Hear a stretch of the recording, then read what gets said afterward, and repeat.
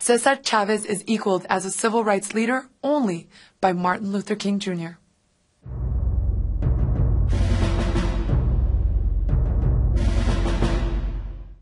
The year was 1965. Women were demanding equal pay for jobs and equal opportunities in education. Students were protesting the Vietnam War on college campuses across the nation. Black Americans were marching for equal rights. And in California, one man led a strike of California migrant farm workers, a strike demanding higher wages and better working conditions for his people. This man was Cesar Chavez, and his strike signaled the beginning of the Hispanic civil rights movement, the call for equality and social justice for all Hispanic Americans. As a result of the Mexican-American War of 1848, Mexico ceded its northern provinces to the United States. Many Mexicans chose to stay with their farms, homes, and businesses, but increasingly faced discrimination, segregation, an unsympathetic legal system, and racism by the Anglos who poured into the former Mexican territories. By the turn of the century, many Hispanic Americans faced the same struggles as Black Americans in finding fair housing, equal employment opportunities, a good education, and political rights. Indeed, during the 1930s Mexican repatriation campaign, many Hispanic American citizens were forced from the only home they had ever known and deported to Mexico. Then, during World War II, nearly 400,000 Hispanic Americans served their country honorably. Hispanic soldiers had fought for democracy abroad and now demanded it here at home. During the surge of post-war prosperity, more Hispanic Americans left their small towns and barrios, taking advantage of the opportunities offered in the GI Bill for education and housing, to partake in the American dream and become part of the rising middle class. As a result, a new sense of pride emerged in Hispanic heritage, and an Hispanic civil rights movement began to take shape. It encompassed a broad range of issues, from the restoration of land grants, to farm workers' rights, to equality in education, and to voter rights. At the same time, there was a growing culture of migrant farm workers, laborers who moved from place to place, harvesting and tending crops for large farm owners throughout the U.S.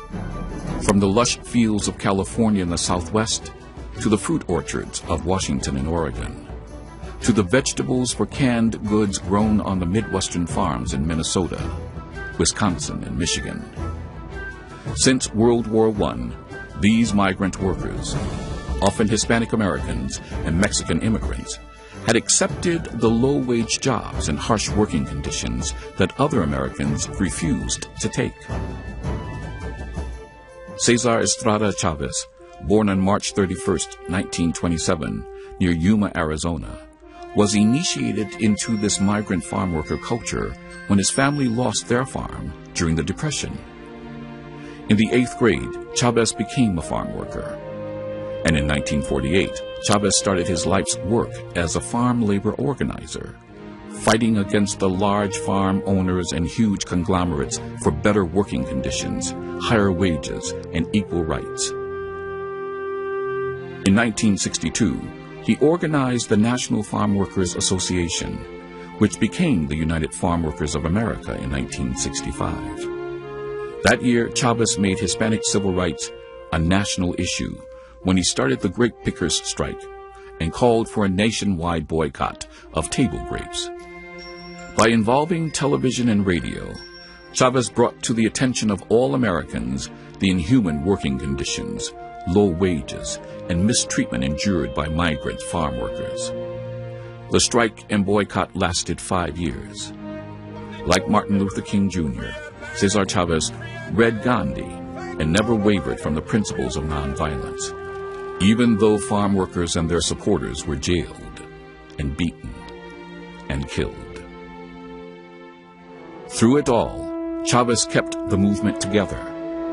In 1968, to underscore the horrible conditions facing migrants, he fasted for 25 days, drinking only water. His sacrifice brought the national media attention back to the movement and gave hope and purpose to the activists. Finally, in 1970, the United Farm Workers won concessions for their members, better working conditions, and higher wages. At last, Hispanic Americans won a victory for civil rights. Following the Great Pickers Strike, other Hispanic leaders emerged, and the Hispanic civil rights movement began in earnest. Also known as the Chicano Civil Rights Movement, it focused on improving conditions for Hispanic Americans. In 1966, Reyes Lopez Tijerina started a land grant movement in New Mexico to convince the federal government to honor the land grant provisions of the 1848 Mexican-American War Treaty. Dolores C. Huerta, co-founder and secretary-treasurer of the United Farm Workers, rose to become vice president of the AFL-CIO. In the same period, Rodolfo Corky Gonzalez started the Crusade for Justice in Denver, Colorado, a more radical Chicano rights movement demanding civil rights and equality for Hispanic Americans. Hispanics were on the road to full equality with all Americans. Yet, in the 21st century, the cause of Hispanic American rights broadened into a national debate on America's border policy and illegal immigration from Mexico and Latin America. Indeed, in post-9/11 America, the issue was whether the United States must have a secure border or welcome the Hispanic workers that American businesses needed to fill the low-paying jobs other Americans did not want. Cesar Chavez was a national leader, a rallying point for Hispanic rights, a man who Hispanic Americans to this day revere above all others for improving not only workers' rights, but all Hispanic Americans' lives. Chavez continued to work for migrant farm workers until his death on April 23, 1993. In 2000, the California legislature set aside March 31st to honor his life and work, the first holiday in U.S. history to honor a Hispanic American and a labor leader.